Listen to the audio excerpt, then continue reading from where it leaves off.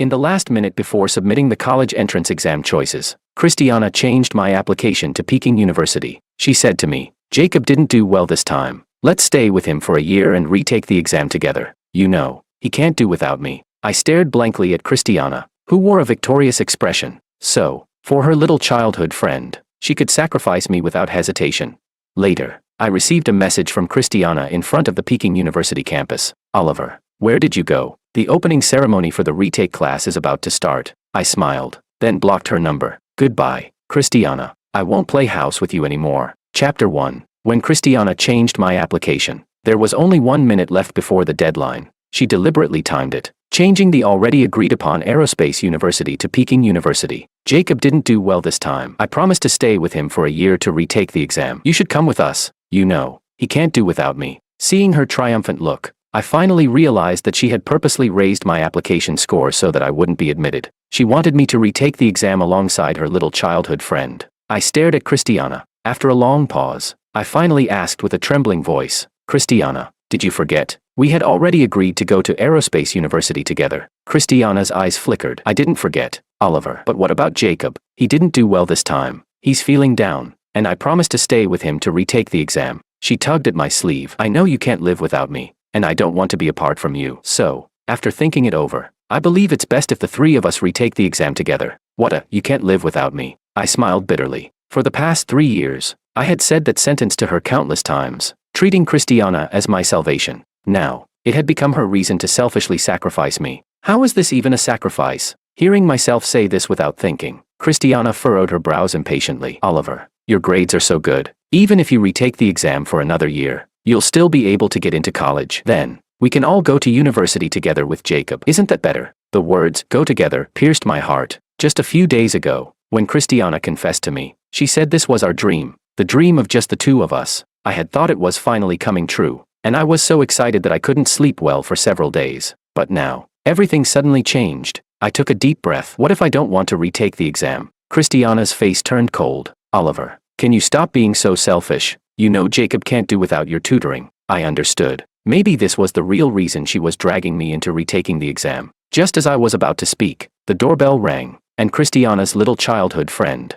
Jacob, stood at the door. He looked at me shyly. "Oliver, I'm here to see Christiana. Can I come in?" Looking at his innocent face, a dark cloud rose in my heart. Before the exam, he had used every excuse to cling to me, asking me to explain the most basic math problems over and over again. He had taken up a lot of my review time. Then, he turned around and complained to Christiana, saying that I refused to tutor him. During that time, Christiana and I argued a lot because of Jacob. I thought that once the exams were over, everything would be finished, but I never expected to still be unable to shake off this ghost. Chapter 2. Seeing that I didn't move, Jacob's eyes immediately turned red. "Oliver, please don't be angry. I know I shouldn't interrupt you and Christiana, but I'm really scared. I'm afraid I won't get into university, and then I'll never see you guys again. I'll leave now. I won't bother you anymore," he said as he turned to leave, but suddenly tripped and fell. "Oliver, what are you doing?" Christiana rushed past me from behind and helped Jacob up. "You can take out your anger on me, but don't make things difficult for Jacob." Jacob hid behind Christiana, awkwardly tugging at her sleeve. "Christiana, don't blame Oliver. He didn't mean to push me." Here we go again. I could no longer hold it in. "Stop lying through your teeth. I didn't push you at all." "Enough." Christiana angrily interrupted me. "Oliver, I didn't expect you to be so unreasonable now. Jacob always speaks highly of you in front of me, saying that you didn't mean to neglect him while tutoring, that he's the one who's too slow to learn. Now it seems, just like the others said, you're just jealous of Jacob and deliberately made sure he didn't get into university." She glared at me coldly. "Maybe I should never have saved you in the first place." As soon as the words left her mouth, both Jacob and I froze. My memory was instantly pulled back to that rainy night when I was 15. My drunk stepfather knocked my mother unconscious, and I ran out of the house, covered in wounds. On the way, I met Christiana. She helped bandage my wounds and took me to the police station to find her dad. Christiana's dad was a police officer, and he sent my stepfather to prison, ending years of nightmares for me. But my mother hated me for it, blaming me for getting involved and causing her to lose her love. In the end, she jumped off the rooftop in front of me. My classmates spread rumors about me, isolated me, and even bullied me, saying I was the one who caused my mother's death. I developed depression because of that. It was Christiana who stayed by my side and helped me step by step through it. She went to school with me, did homework with me, ran with me in the mornings, and participated in science competitions together. She knew I dreamed of escaping this place, so we made a promise to get into our ideal aerospace university and start a new future. Unconsciously, I fell in love with Christiana. She was my salvation, the light that brightened my life. She was the one who understood me the most, and she also knew exactly where to strike to hurt me the most. Just like now, in front of Jacob, she ruthlessly uncovered my scars. I stared at her, unable to believe she would say something like that. She met my gaze for a moment, and a flicker of guilt flashed in her eyes. Her tone softened. Forget it. If you apologize to Jacob, I'll forgive you. I smiled bitterly, my eyes burning. Why should I? I was the one being wronged. I was the one whose scars were exposed in front of everyone, and I'm the one who has to apologize. Christiana, don't be mad at Oliver. After all, his mom already. Jacob covered his mouth. Sorry, I shouldn't have brought that up. He winked at me from behind Christiana, his eyes full of concealed smugness. Oliver, don't blame Christiana. She's just worried about me. She didn't mean to bring up your sad memories. Christiana frowned at me. Look at how generous Jacob is, and then look at you. I clenched my fists, desperately holding back my anger. In the past, whenever a classmate spread rumors about my stepfather, Christiana would always be the first to stand up for me. But now, she let Jacob throw these insults at me. I won't apologize, I said coldly. Oliver. Christiana's face darkened again, and she gritted her teeth. Fine, no apology. Either way, I've already changed your application. This is what you owe Jacob, unless you can get into Beijing University. Otherwise, whether you want to or not, you'll retake the exam. With that, she turned around, supporting Jacob, and left. I sneered as I watched the back of the figure I had once cherished so much. Christiana, how do you know I can't?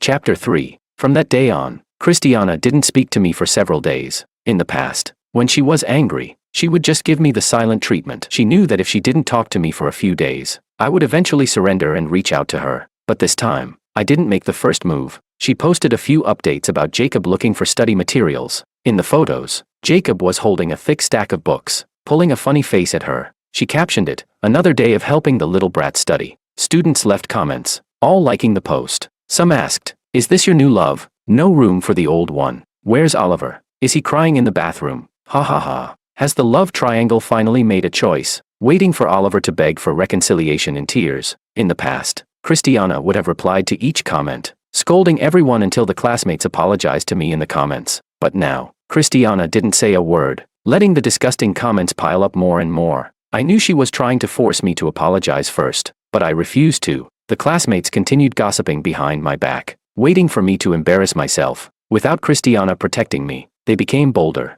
even starting to make fun of me in group chats. I couldn't be bothered. Then, the next second, Jacob actually mentioned my application being changed to Beijing University in the group. No way. Did Oliver lose it? With his score, can he even get into Beijing? Does he think Beijing is his family's school, that he can just walk in? Isn't he always pretending to be a top student? This time, he's definitely going to be slapped in the face. Get ready to watch the show. Then, I received a private message from Christiana. Oliver, if you apologize to Jacob, I'll help you deal with them. I didn't respond. She called me directly. Oliver, do you really have to be this stubborn? I didn't say anything, gritting my teeth and holding back the hurt. I couldn't stop myself from sniffing, and Christiana's voice immediately softened. Are you crying? I admit, I shouldn't have uncovered your scars in front of Jacob that day. That was wrong. How about this? You apologize to Jacob, and then come over to tutor him. Retake time is precious. We need to start helping him every minute from now on. On the other end, I heard Jacob's lively voice. Oliver, hurry over. I have so many problems I can't solve. I need to ask you. I hung up the phone directly. Christiana sent another message. You can keep silent if you want, but I want to see how long you can hold out. When you come crying to apologize, we won't forgive you. I sneered. Who's the one that won't forgive who?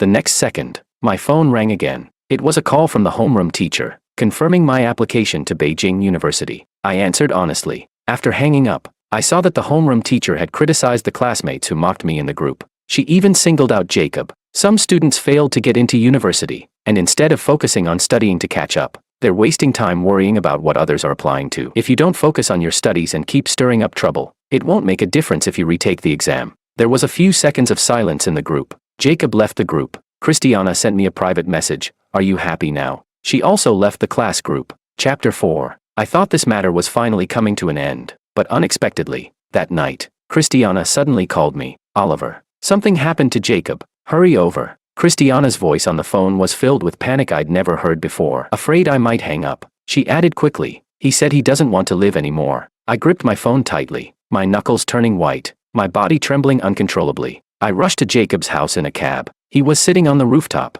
his eyes bloodshot, his expression dazed. Through his sobs, he was recounting his grievances. Christiana was standing beside him, cautiously trying to comfort him. When he saw me, Jacob's emotions suddenly flared up. He screamed at the top of his lungs, "Don't come near me, just let me die." The teacher was right. I can't get into college, and even if I retake the exam for another year, it won't matter. What's the point of me living anymore? Jacob, don't do this. Let's talk about this calmly. I tried to comfort him. He looked at me, and a flash of malice crossed his eyes. But living is too painful, Oliver. The biggest regret of my life is not ending it sooner. I froze, my face turning ashen. The most painful memory deep within me was stirred, dragging my soul back to that night when my mother took her own life right in front of me. The biggest regret of my life is not ending it sooner. Those were the last words my mother said to me before she jumped off the rooftop. My body trembled violently. The despair when my mother died, the gossiping of relatives and neighbors, the isolation and bullying from classmates, those haunting, gray memories rushed at me like demons, clawing at me. I covered my ears and tried to turn away to escape,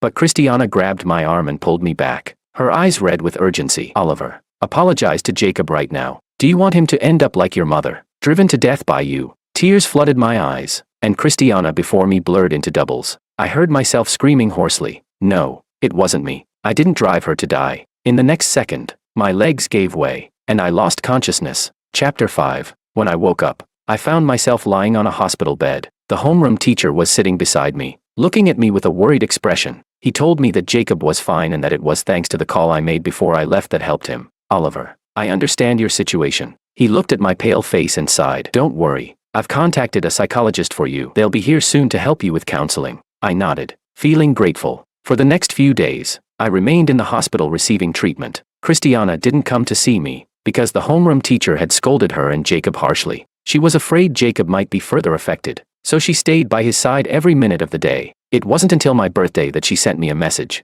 She asked if I was still angry. In her eyes, I was still holding a grudge against her. I didn't reply, and she didn't try to reach out again. Instead, she kept updating her posts with pictures of her and Jacob, studying together at the library, running together, eating together, watching movies together, like glue, inseparable. I knew she was doing this on purpose to show me, but I no longer cared. On the day I was discharged from the hospital, I received my admission letter from Peking University. I immediately called my homeroom teacher to share the news. Her voice on the other end of the line was filled with excitement. Oliver, I knew your scores would get you in. Yes, my scores were high. When the results came out, I had purposely downplayed my score to be able to attend the promised aerospace university with Christiana. The homeroom teacher even had a talk with me about it. But my persistence had only led to Christiana's betrayal. When school started, I was standing in front of the Beijing University campus, and I received a message from Christiana. Oliver, the opening ceremony is about to start. Why haven't you reported to the retake class yet? Stop being mad. Come on. Jacob and I are waiting for you. I smiled, took a picture of the Beijing campus and the admission letter, and sent it to her. Thanks for picking such a great school for me. I wish you and Jacob the best with your retakes. Then, I blocked her. Goodbye, Christiana. I won't play house with you anymore. Chapter 6. University life was even more colorful than I had imagined. New classmates, new courses, new club activities, everything felt so fresh. I was like a bird that had escaped its cage, soaring into a new life full of freedom. I made a group of like-minded friends. We went to class together, studied together in the library, ate and drank together, sharing each other's joys and sorrows. The gray days of high school seemed to be drifting farther and farther away. Sometimes, when I thought about it, it felt like I was reminiscing about a past life, vague and blurred. Blocking Christiana was the beginning of my psychological liberation from my dependence on her. I thought it would be hard. After all, everyone had seen the 3 years of reliance, and even Christiana herself had said I couldn't live without her. But to my surprise, after cutting off contact for a while, I realized that the sky didn't fall after all. I suddenly understood. It turns out, I was the one who was my most solid support. Meanwhile, Christiana had become almost frantic, constantly changing her phone numbers and calling me. A bombardment of messages. At first, I tried to ignore them, but eventually, it became too much. I had no choice but to block her one after another. When the first semester was almost over, Christiana showed up at school. She was holding a box of chocolates, standing under the boys' dormitory building, blocking my way as I was returning from the library. Oliver, I finally found you. When she saw me, her eyes lit up, and she immediately rushed over. Oliver, I miss you so much. I brought you your favorite chocolates. Christiana's gaze was intense, but I took 2 steps back, creating some distance between us. Is there something you need? I asked coldly, my tone completely devoid of warmth. Her eyes dimmed. I thought you'd be happy to see me. I didn't respond and simply looked at her. She was still wearing the white dress I had given her on her 17th birthday, but she looked much thinner now. There was a faint blue tint under her eyes, making her look both tired and worn out. She no longer had the beauty of the campus queen from before. Many students passed by, casting strange glances at us. Christiana seemed embarrassed and stepped forward, shoving the chocolates into my hands. Oliver, how long are you going to stay angry? There has to be a limit to how long you can sulk. You scored so high on the exam and didn't even tell me. You came to Beijing all by yourself without saying a word. I haven't even held that against you. Can you stop being mad at me now? I stared at her in shock, almost not believing my ears. Did I hear that right? She came all the way to find me, but didn't apologize for anything that had happened before. Instead, she was blaming me. Excuse me, how exactly did I come to Beijing? I asked, a half smile on my face. Christiana's expression froze. Oliver, it's been so long. Why are you still holding on to this? You got into a better university, didn't you? It's not like you've lost anything. Compared to Jacob, my face darkened. Christiana thought I was upset because she mentioned Jacob, and she quickly tried to explain. Oliver, there's nothing between me and Jacob. I only see him as a little brother. The person I truly like is you. Oliver, I know you're mad because you're jealous. It's all my fault. Please don't be mad at me anymore. Okay. Chapter 7. She looked at me, her eyes full of expectation. Christiana, do you think too highly of yourself? I suddenly found this situation meaningless. Why did she think that after everything she had done to hurt me, all it would take was for her to beckon with a finger and I would instantly forgive her and go back to her side? Am I that pathetic? I was already planning to leave the past behind, but it seems like unless I make myself clear today, you won't give up. I admit, when the exam results came out, I chose to hide my high score, but that was because I had already decided I wanted to go to Aerospace University with you. Even when the homeroom teacher talked to me about it, I didn't waver. But you, for your little childhood friend, you didn't hesitate to betray the promise we made. Christiana, why do you think others should sacrifice for your saintly heart? Christiana stared at me, her mouth opening and closing, but no sound came out. I remembered watching Christiana participate in debates at school. She had been so eloquent, silencing everyone around her. Her presence powerful and unmatched. That image was deeply etched in my mind. Now, the tired and weary figure before me was so different from the bright, shining girl I once knew. Christiana had always been the school beauty and a top student. In the first 2 years of high school, her grades were always on par with mine. In the third year, with Jacob joining the picture, she became distracted. Her grades started to fall behind mine. I knew she had a strong sense of pride, so I always made sure to maintain a similar ranking to her. Over time, in her mind, I had become the one who belonged at that rank, so she felt no hesitation in changing my college application, because she thought there was no way I could get into Beijing. Oliver, I didn't think it through. I just wanted to help Jacob. I thought, with your grades being so good, the three of us would have no problem retaking the exam together. So I couldn't help but laugh bitterly. Just because my grades are good, I should be sacrificed. What kind of robber logic is that? You really deserve it. Christiana, you knew how much I wanted to escape that place. I couldn't stop my eyes from reddening, and tears fell onto the chocolate box. You knew what I went through. You knew how much my mother's death devastated me, yet you let Jacob attack me with it again and again. I didn't mean to. Jacob didn't do it on purpose.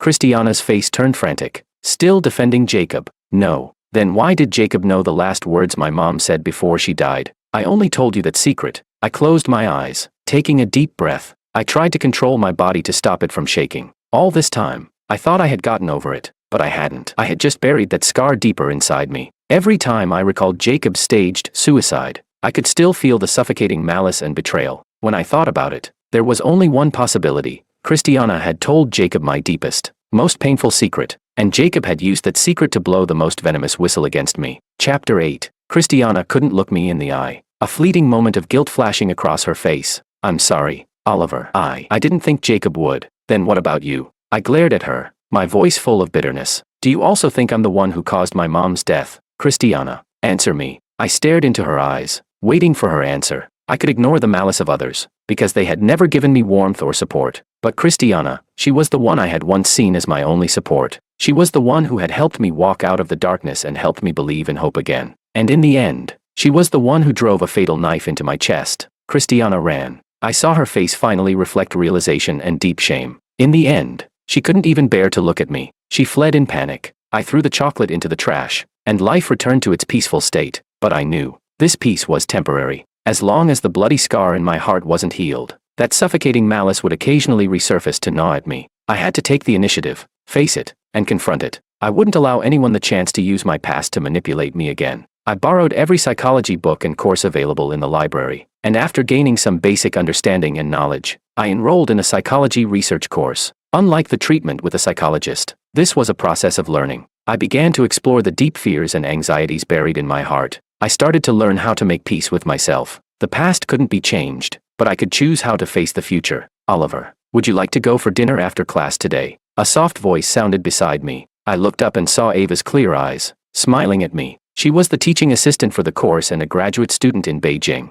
No, senior, you go ahead. Today's class was a bit difficult, and I need some time to digest a few things, I responded casually, then lowered my head to focus on the book in my hands. Don't push yourself too hard. Learning is a gradual process. It's not something that can be rushed. Ava handed me a cup of water and sat down beside me. You can ask me anything you don't understand. I'll be here whenever you need me. The warm water soothed my throat, and a sense of warmth filled my heart. Since I met Ava in this psychology research class, she had invited me to dinner multiple times. Her intentions were unspoken but clear. After several invitations, I couldn't refuse anymore, and I went to dinner with her a few times, but more often than not, I still found excuses to decline. She wasn't in a hurry, silently staying by my side, neither too close nor too far, maintaining a comfortable and safe distance for me. She only appeared when I truly needed help. Honestly, I didn't dislike her. I had seen her speak gently in class, passionately lecture on stage in Beijing, rescue stray animals, and dance gracefully on stage, her movements light and ethereal. In my heart, she was a warm, firm, and healing person, the kind of person I longed to become. If this had been before, I would have clung to someone like her as my lifeline, grabbing hold tightly when she extended her hand. But now, I had learned not to rely on anyone. I had to protect myself. Chapter 9. During the winter break, I returned to my hometown. With the money I earned from my part-time job, I brought some Beijing specialties for the homeroom teacher. She happily greeted me, bustling around, making my favorite dishes, and listening to me share stories about university life, just like welcoming a son returning home from afar. Oliver, you've changed so much. You've become strong and determined. I'm really proud of you. Thank you, teacher. I smiled as I said. After leaving the teacher's house, I went to the supermarket. I bought some New Year's goods, then cleaned the house inside and out, planning to spend a simple New Year at home. As I was in the middle of all this, suddenly someone knocked on the door. I opened it to find Jacob standing at the doorstep, looking at me with a complicated expression. The timid look on his face was gone, replaced with hatred and resentment. The facade had been dropped.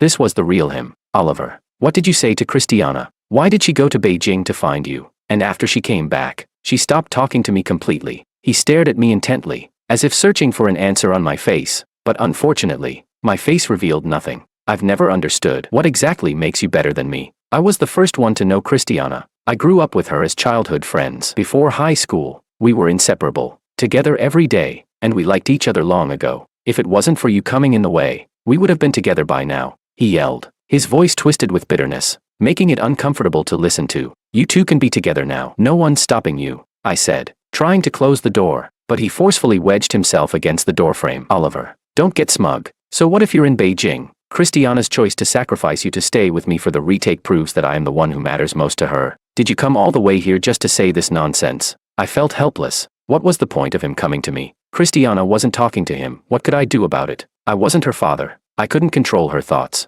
Seeing that I wasn't upset or angry, Jacob's face twisted into an even more vicious and malicious expression. He screamed at me hysterically. Oliver, don't think I don't know what kind of person you are. You're just the star that killed your mother, and you've got depression.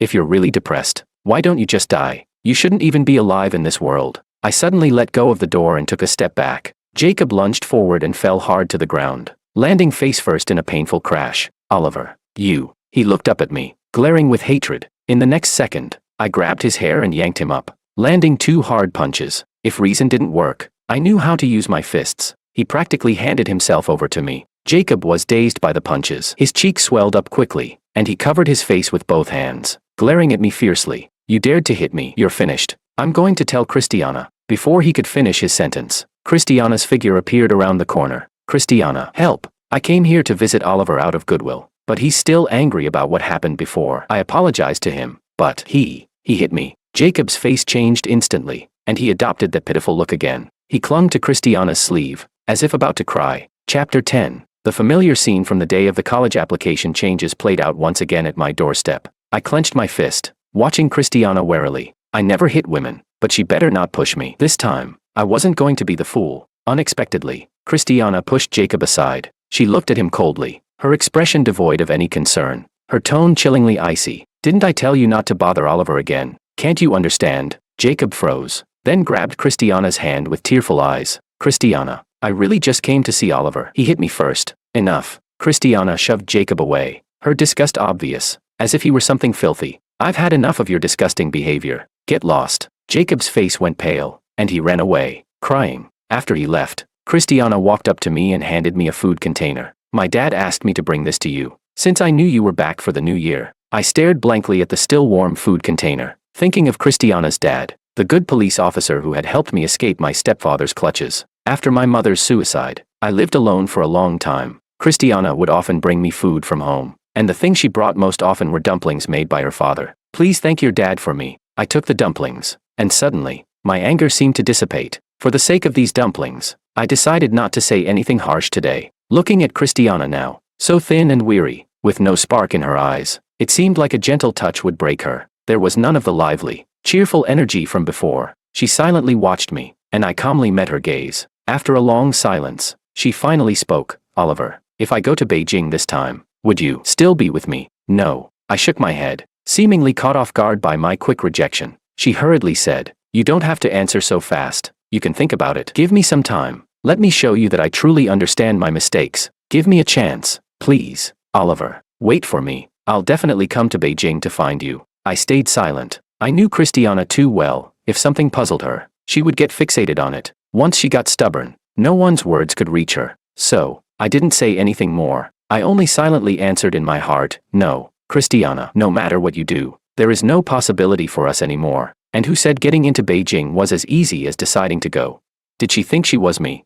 After Christiana left, I started preparing for the New Year's Eve dinner on my own. I made a small hot pot with all my favorite dishes, and I enjoyed it thoroughly. I sat happily, watching the TV variety show, and had a quiet, peaceful New Year's Eve. I was really happy that I had controlled my emotions today. Whether it was Jacob or Christiana, their provocations and guilt trips no longer affected me. The past was nothing but a fleeting memory, slowly fading from my life. It no longer held any weight. The things I once feared could no longer harm me, because I had learned to resist fear. I had learned to protect myself. Chapter 11. In the blink of an eye, several years had passed. I graduated from university and chose to pursue a master's degree in psychology in Beijing, while Ava successfully entered her PhD program. In my third year, she, who had silently stood by my side all these years, confessed her feelings for me, and I happily accepted. After years of getting to know each other, we had developed a deep understanding and had become partners who complemented each other. I learned a profound lesson. No matter what kind of close relationship it is, if one person always needs the other to provide salvation, that relationship will eventually collapse and deform. No one can be constantly relied upon or exploited by the other. Only when both individuals grow strong enough to become complete, independent souls can they support each other in love and grow together. Just like Ava and me, we respect and understand each other, yet we also depend on one another. We stand side by side, facing the challenges of life together. This kind of love can last and be stable, making us better people with each other's companionship. As for Christiana, who once shouted that she would get into Beijing and that I should wait for her, she repeatedly failed the college entrance exam and had to retake it. Like a trapped beast, she spun in circles, each year worse than the last. In the end, she didn't even make it to the undergraduate line, barely making it into a vocational college. The once vibrant, shining girl had her edges worn away. She became anxious and irritable, resorting to alcohol to numb herself. She developed a drinking problem. After graduation, I sold my house back home and never returned. Christiana never tried to contact me again. She probably had no face left to meet me. But Jacob didn't give up. He kept clinging to her. When I was in my second year of graduate school, I heard that Christiana, drunk, stabbed Jacob at her doorstep. 22 stabs, each one aimed at a vital point. While stabbing him, she shouted, "It's all your fault. You're the one who ruined my chance to go to aerospace university. I retook the exam for so many years, and now I can't even get into any university. It's all your fault. It's all your fault. You made me unable to hold my head up in front of everyone. You've ruined my life. I'm going to kill you. Kill you." I heard that Christiana's father personally arrested her. That righteous, warm old policeman ended up sending his own daughter to prison. I couldn't help but feel a mix of emotions when I heard this. Christiana's ending was somewhat unexpected, but in a way, It seemed like it was meant to happen. Life is like that. Once the gears of fate veer off track, it's hard to return to the right path. Cause and effect. What you sow, you reap. Everyone must pay the price for their choices and can't blame anyone else. After completing my graduate studies, Ava and I got married. The next year, she gave birth to a lovely daughter. I started my own company, which was doing well, and hired a nanny to take care of the child, giving Ava enough time and energy to focus on her career. Every day, I came home to my wife and child, a warm home, and the happiness was overwhelming. She often nestled in my arms, smiling and saying, "Husband, marrying you was the best decision I ever made. I'm so lucky to have you." I held her tightly, feeling the warmth of our home, my heart filled with gratitude. Perhaps fate had been unfair to me once, making me endure much pain and hardship, but in the end, it led me to the shores of happiness. Life is like that, full of uncertainties and challenges. Only by facing them with courage can you eventually find your own happiness. And I have finally found mine.